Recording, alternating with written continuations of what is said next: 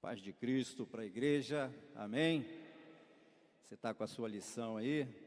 Então abra aí a sua lição. Se você não tiver a lição da escola da palavra, por favor, adquira, é importante, é uma lição muito importante. Então vamos dar continuidade à lição desse trimestre, ícones da antiga aliança.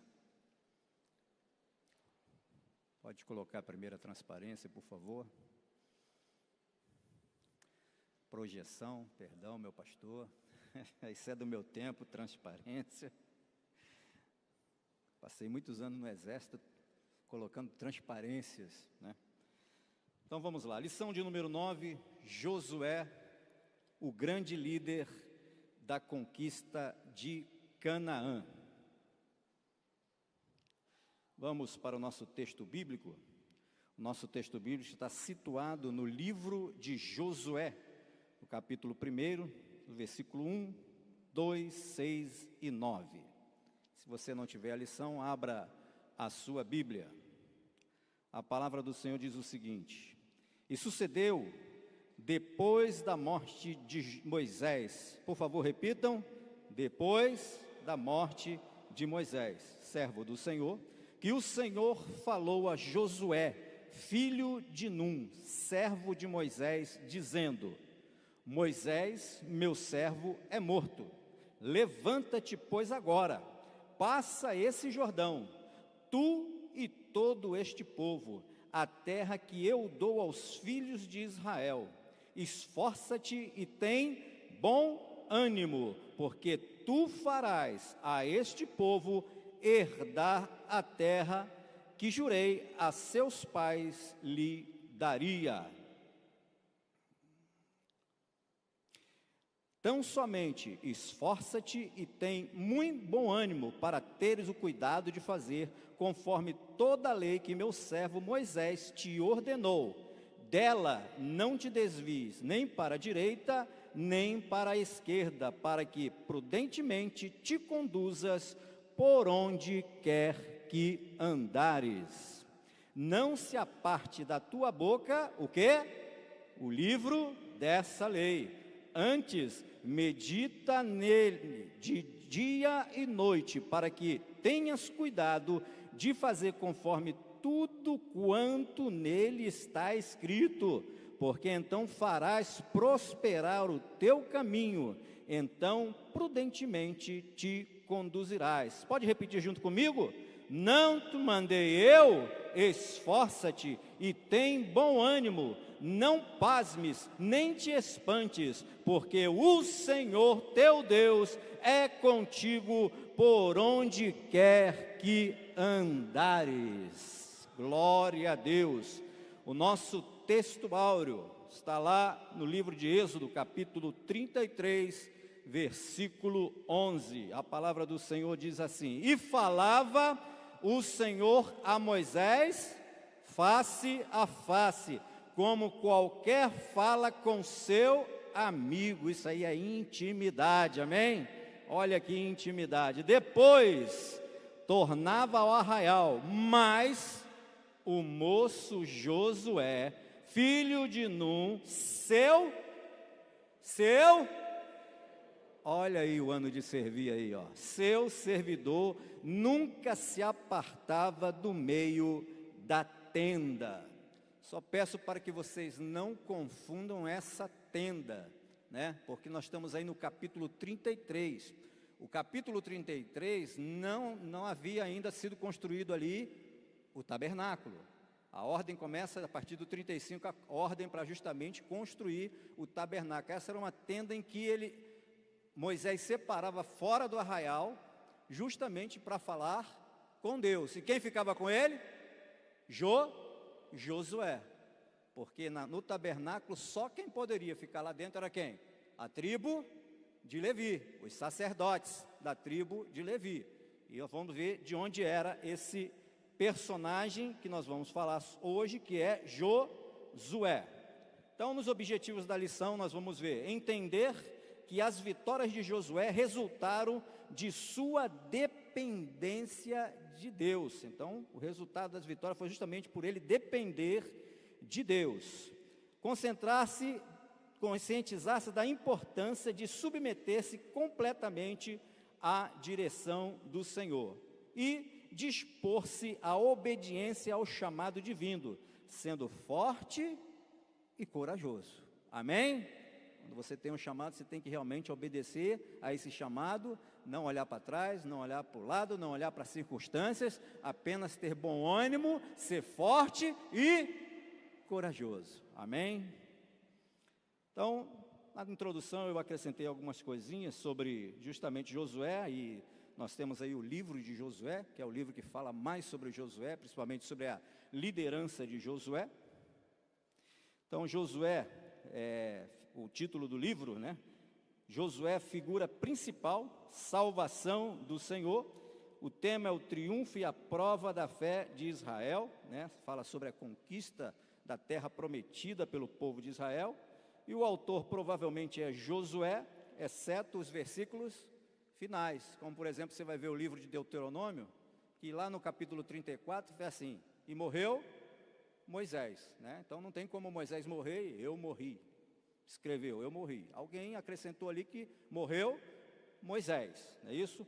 Data e local, lá em Canaã, provavelmente no ano de 1400 a 1370 antes de Cristo, que foi a provável data depois do Êxodo. Então tem duas datas do Êxodo, são datas que não têm uma definição, mas a mais defendida pelos estudiosos é a saída do Egito em 1447 a.C., e alguns anos depois, 40 anos depois, ali o começo da conquista da terra prometida, da terra de Israel. Lembrando que quando você fala antes de Cristo, em vez de crescer a data, ela vai fazendo o quê?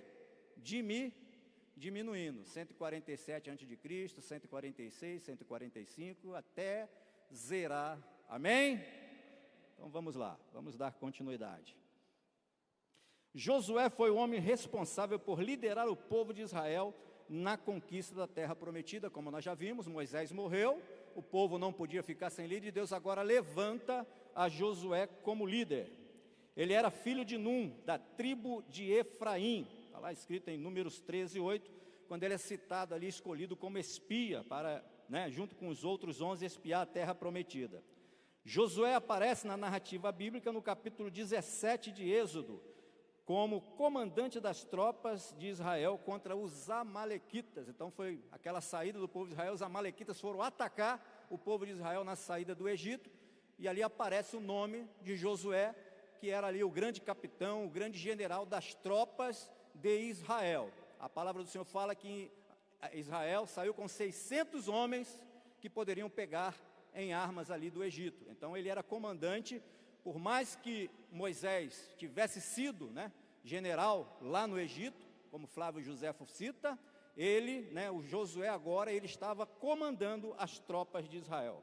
Quando Josué saiu do Egito, ele provavelmente tinha 40 ou mais de 40 anos de idade. O nome original de Josué, dado por sua família, era Oséias, que significa salvação. Está lá em Números 13:8. Mas depois você vai ver que Moisés adicionou o nome divino e o chamou de Ioshua, que significa Jeová é salvação. No mesmo capítulo de Números, você pode ver lá, no versículo 8 era Josué, era Oséias, mas no 3,16 a palavra do Senhor fala que Moisés deu o nome de Josué. Ele possui a mesma forma grega do nome o quê? De Jesus, Jesus. Não é isso? Está lá Está em Atos 7:45 e Hebreus 4:8. Se você for no Strong, se você for lá nos originais, você vai ver que o nome dele, Jesus, era o nome justamente em grego, porque nós sabemos que o Novo Testamento foi escrito em grego. Amém? Em Êxodo 33:11, como nós falamos no texto áureo, Josué é descrito como um jovem escolhido por Moisés como o quê? Seu assistente pessoal. E a palavra do Senhor fala que ele não se afastava da tenda.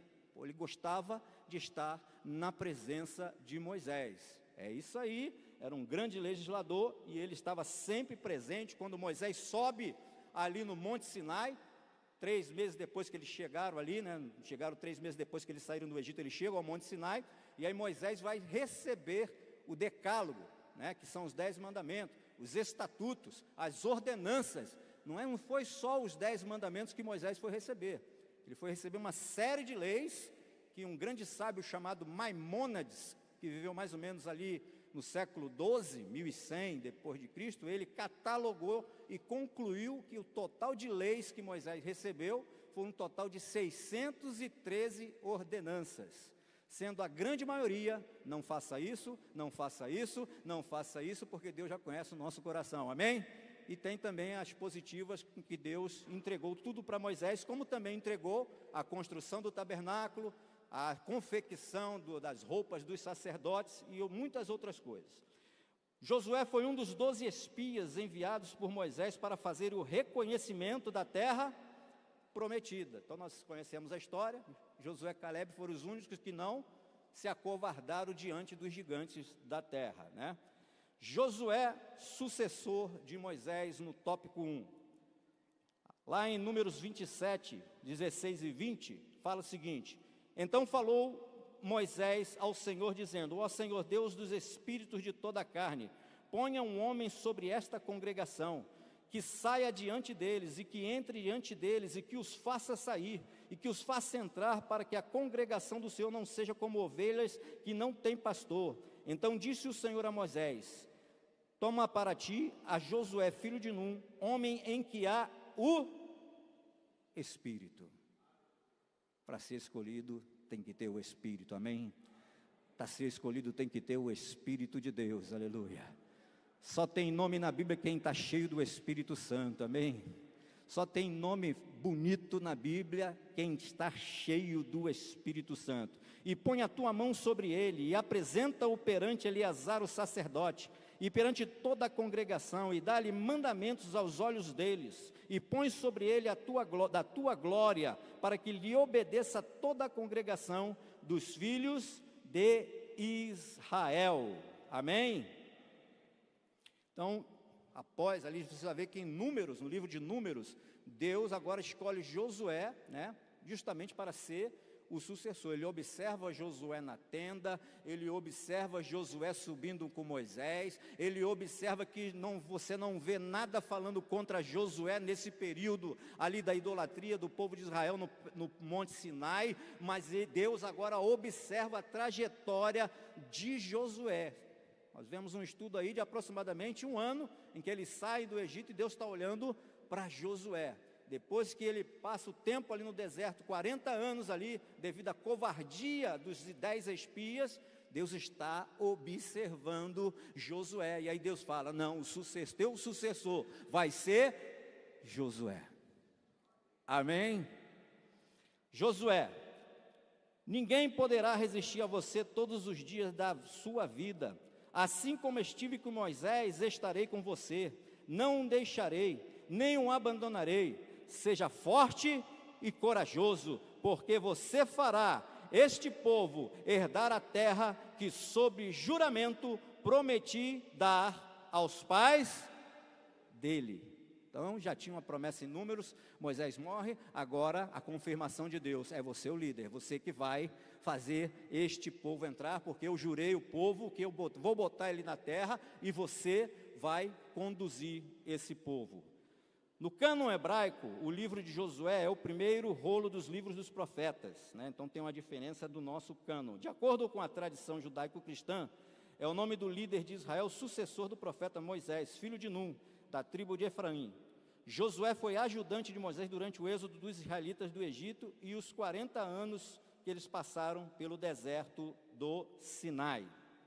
Então, por que ele foi escolhido? Nós vamos ver as principais qualidades, está na nossa lição, as principais qualidades de Josué. Primeiro, era um servo fiel. Olha só, era um servo, ano de servir.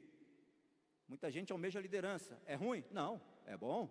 Está lá, quem deseja o episcopado, né? Está na Bíblia, tem uma série de mensagens, mas para você ser líder, você tem que ser um bom servidor, você tem que ser um bom servo, você tem que prestar coisas a Deus, coisas aos homens, amém? Então, é importante. Josué, além de ser um fiel servo de Moisés, como nós falamos no Êxodo 33, 11, após assumir a liderança do povo de Israel, não se cansou de servir fielmente ao Deus Todo-Poderoso. Aí está aí a referência, Josué capítulo 24, o último capítulo, e você vai ver essa referência que agora, né, Moisés já não estava com ele estava servindo a quem? Ao Deus Todo-Poderoso, porque ele citou justamente, né, reuniu o povo de Israel em Siquém depois da conquista, falou um monte de palavras, né, sobre os deuses daquele lugar, para jogar os deuses fora, etc. e tal, e no final ele fala, cita a célebre frase, porém, eu e a minha casa serviremos ao Senhor. Você pode declarar isso para a sua casa, amém? Glória a Deus, glória a Deus. Um homem de fé. E disseram a toda a comunidade dos israelitas, a terra que percorremos em missão de reconhecimento é excelente. Se o Senhor se agradar de nós, Ele nos fará entrar nessa terra, onde mana leite e mel, e dará a nós, somente não sejam rebeldes contra o Senhor, e não tenham medo do povo da terra, porque nós os devoraremos como se fossem pão. A proteção dele se foi, mas o Senhor está conosco, não tenham medo deles, amém? Palavras de Josué, palavras de incentivo de um grande servo de Deus, aleluia. Não se acovardou, um homem de fé, ele sabia e creu na palavra do Senhor. Um homem de coragem. Até coloquei uma figura aí de um Josué bem parrudo, né? Maravilha. Cara com 80 anos, Josué com 80 anos, com um corpão desse. Amém? Lutou incansavelmente contra os amalequitas. Não foi um dos 10 covardes em Cades Barneia. O capítulo 12 do livro de Josué dita 31 reis, né, relaciona 31 reis que foram aniquilados e suas cidades destruídas pelas tropas do corajoso general Josué, com mais de 80 anos, além de Og, rei de Bazã, Seom, rei de Esbom, que eram gigantes amorreus. Deus fala com ele, pede passagem lá dos amorreus, não deixaram passar. O que ele fez? Destruiu. E eles eram o quê? Homens de grande estatura, amém? Billy Graham, ele fala o seguinte: a coragem é contagiosa quando em um homem valente permanece firme, os outros também endurecem. Seja líder, seja exemplo. No exército nós conhecemos muito bem isso. Temos que ser exemplo, porque se não formos, soldado não faz nada. Soldado fica preguiçoso. Soldado, vou pegar meu óculos aqui. Soldado fica perigoso, amém? Então tenha coragem. Um homem temente a Deus, a palavra do Senhor diz assim, olha só em Josué: venham agora como príncipe do exército do Senhor. Então Josué se prostrou sobre o seu rosto na terra e o adorou, e disse-lhe: que diz o Senhor ao seu servo? Então disse o príncipe do exército do Senhor a Josué: descalça os sapatos dos seus pés, porque o lugar que estás é santo. E fez Josué assim.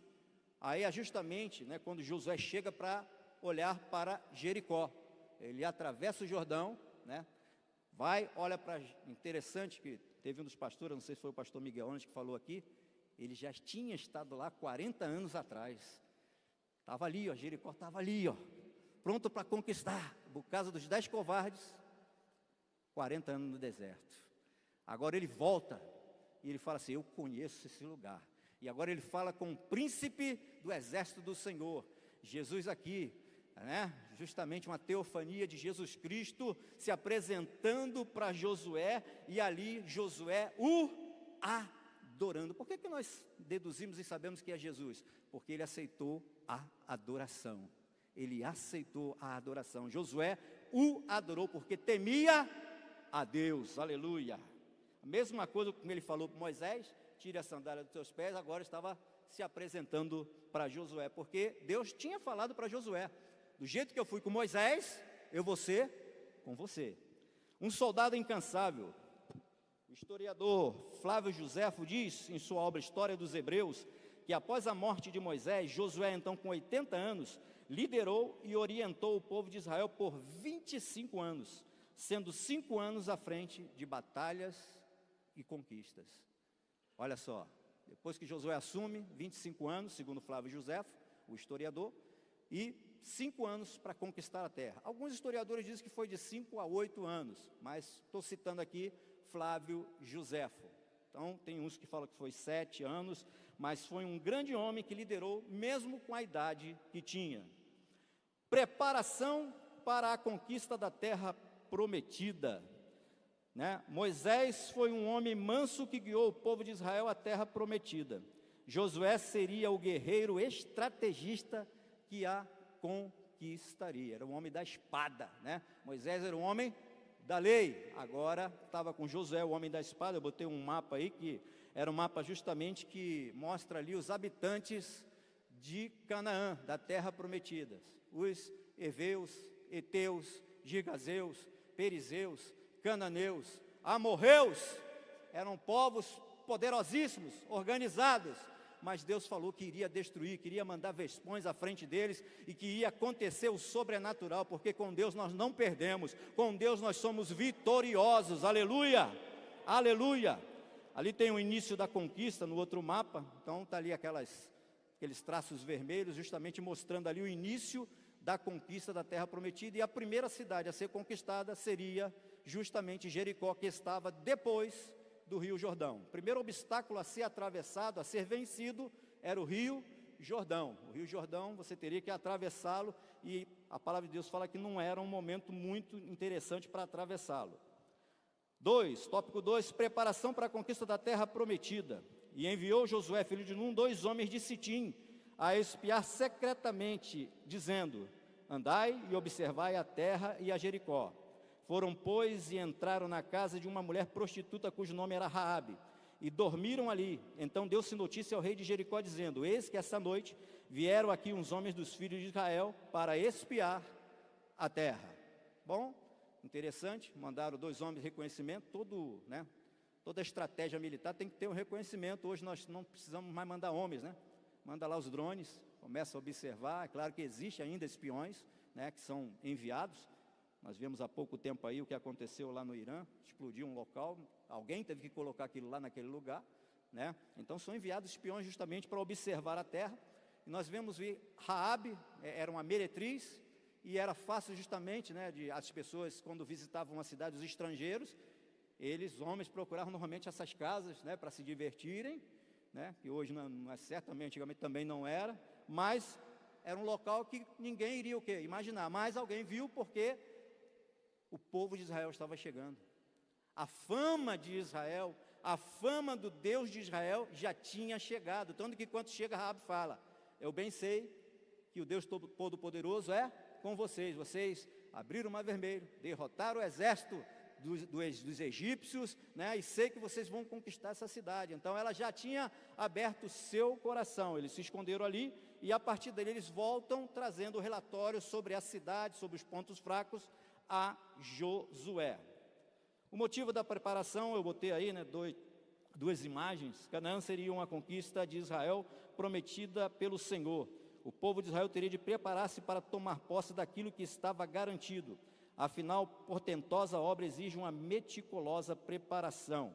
Eu coloquei essa foto ali do dia D, para quem não sabe, o dia D foi o dia em que, durante a Segunda Guerra Mundial, a Europa estava tomada já ali pelos nazistas, por Hitler, e ali a França estava ocupada, e as tropas aliadas, iriam tentar desembarcar ali na região da Europa, para justamente conseguir libertar a Europa do nazismo. E essa preparação foi uma preparação muito grande. Então, existem documentários falando, foi uma força de 155 mil soldados, 50 mil veículos, 1.000 sendo tanques, 7 mil veículos marinhos, navios, aqueles carros de desembarque na praia, e 11 mil aviões. Então foi uma preparação muito grande, Então nós vemos aqui claro, nós vamos pensar e raciocinar Josué se preparando para a guerra, o povo de Israel se preparando para a guerra. Mas Deus tinha algo especial para o povo de Israel, amém? Porque Deus é o Deus de milagres. Independente da quantidade de soldados que Israel tinha, e nós vamos ver que eles levaram uma quantidade que não foi ao total para essa batalha, eles estavam se preparando não só materialmente, mas também espiritualmente para essa batalha, como nós vimos a apresentação ali de Josué, né, o adorando ali ao anjo do Senhor. A travessia do Jordão. Então, como se deu, botei duas fotos, tem uma vista de cima, né, que é atravessando o rio justamente para chegar até Jericó. Então, o que aconteceu após a travessia do Jordão? Primeiro, fim da peregrinação dos 40 anos no deserto. Fim do maná. 40 anos comendo maná. Acabou o maná. A partir de agora, não tem mais maná. O interessante do maná, irmãos, é o seguinte, é que alguns estudiosos, alguns, né, rabinos falam que quando você comia o maná, o gosto que você quisesse que tivesse, teria.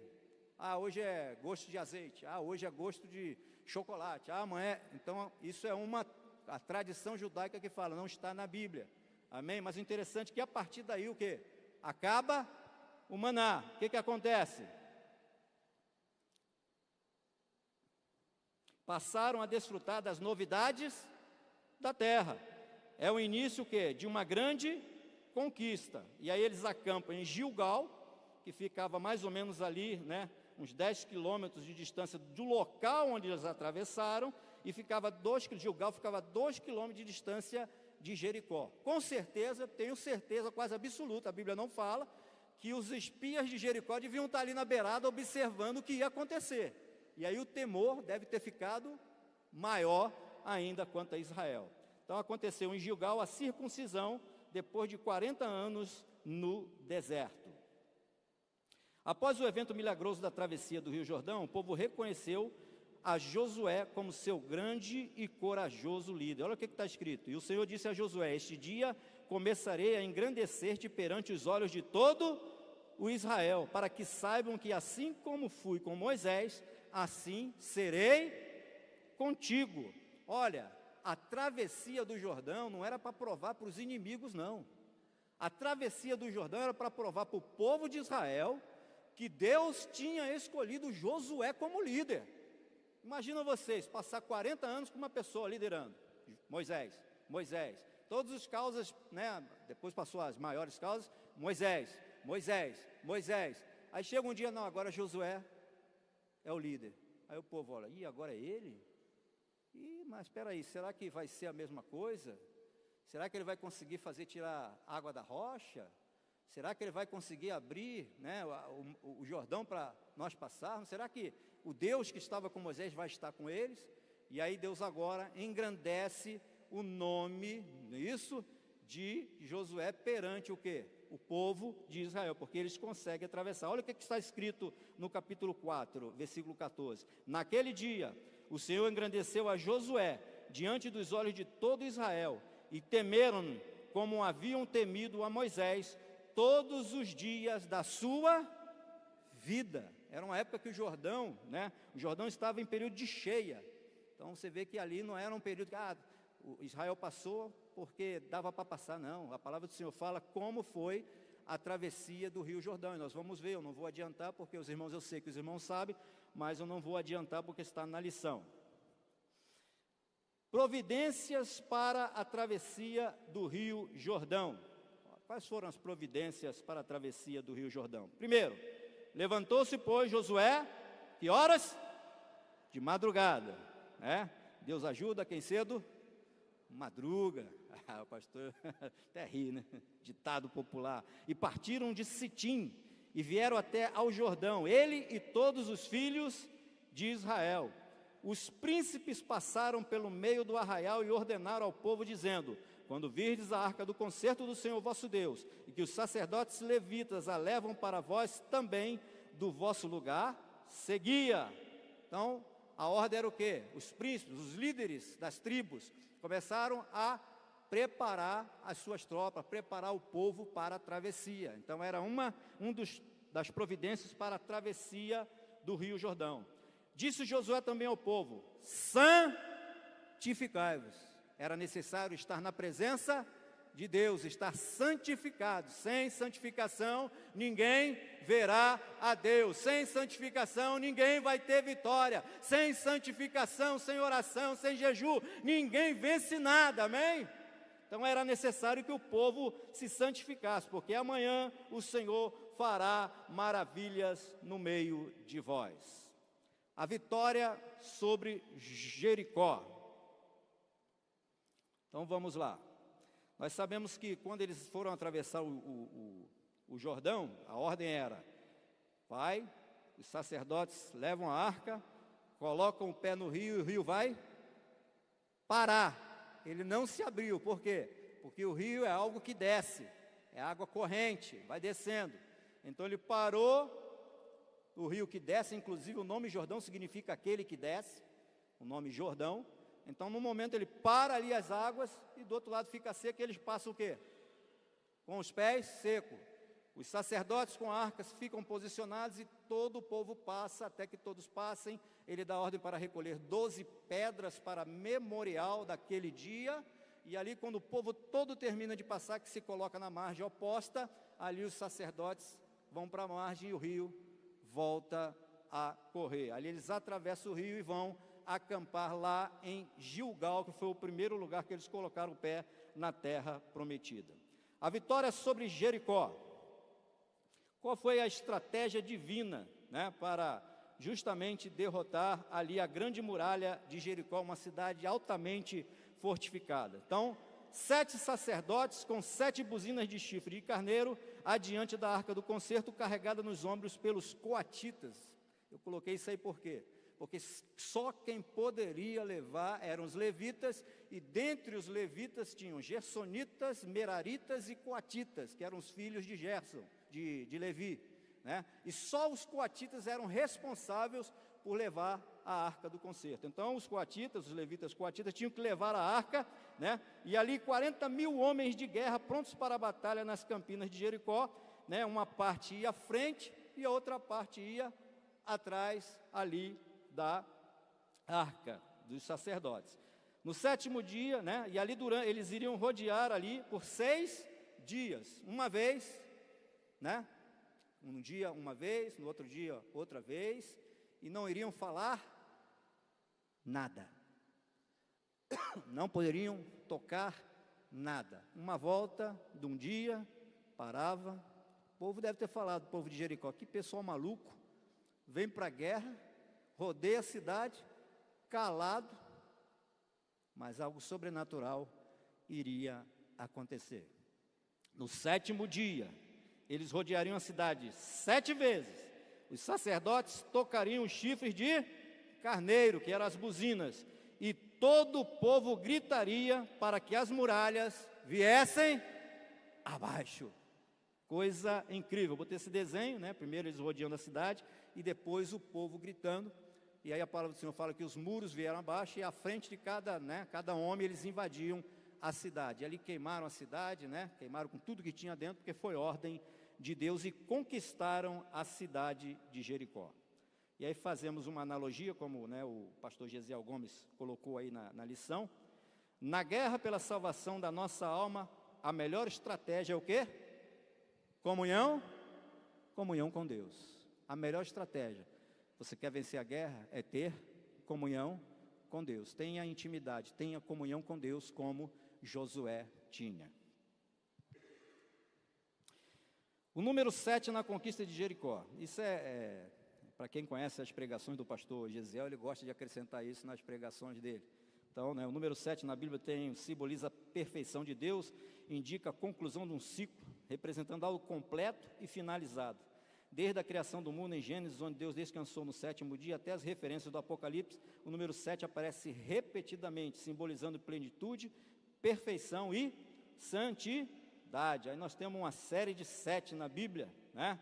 E os seus múltiplos também, tá?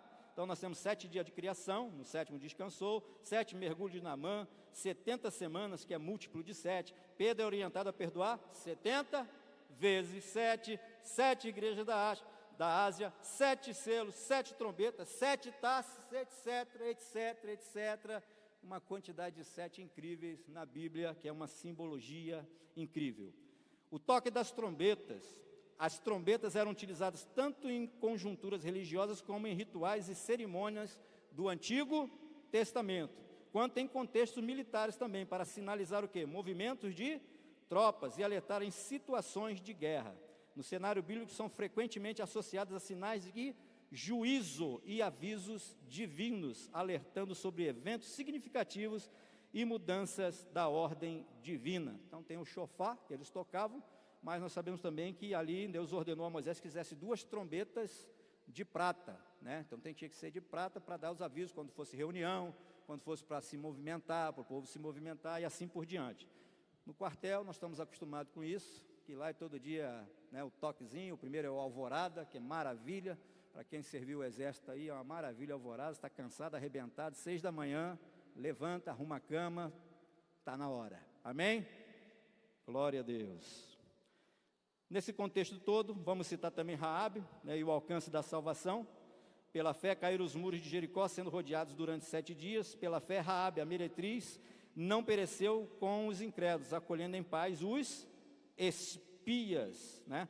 Então a história de Raabe, desde lá do início, quando é mandado os espias no capítulo 2, até Jericó, e ali a ordem que eles, né, falaram, ela pediu para que poupasse a vida dela e da sua família, e ali os espias orientaram para que ela colocasse o que na janela? Um fio de escarlata, vermelho, né? Isso aí tem uma simbologia, o sangue de Cristo, né? Então toda a simbologia que significa o quê? Representa salvação.